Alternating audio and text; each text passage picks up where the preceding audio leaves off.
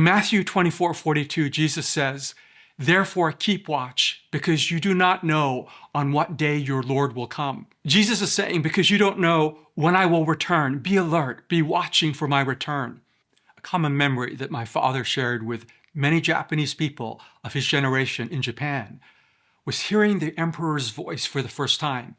It was over the radio, announcing Japan's surrender in World War II. When my dad heard that, he thought, now that the war is over, maybe my father will finally come home.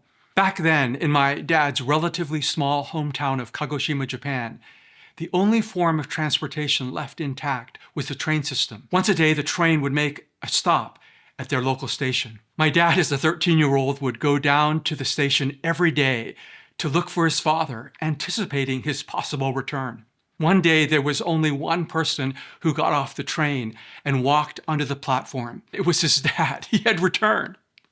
My dad didn't run to him, didn't hug him, didn't say, "I love you." That would have broken the cultural norms. But he had a new hop in his step, and his heart was bursting with joy as they walked home together.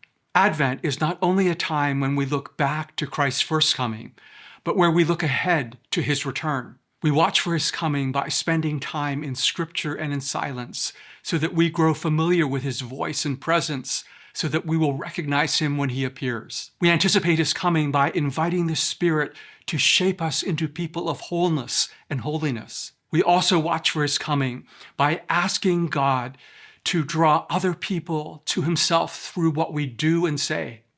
And during Advent, as we look forward to his return, we can also find joy as we anticipate meeting him face to face.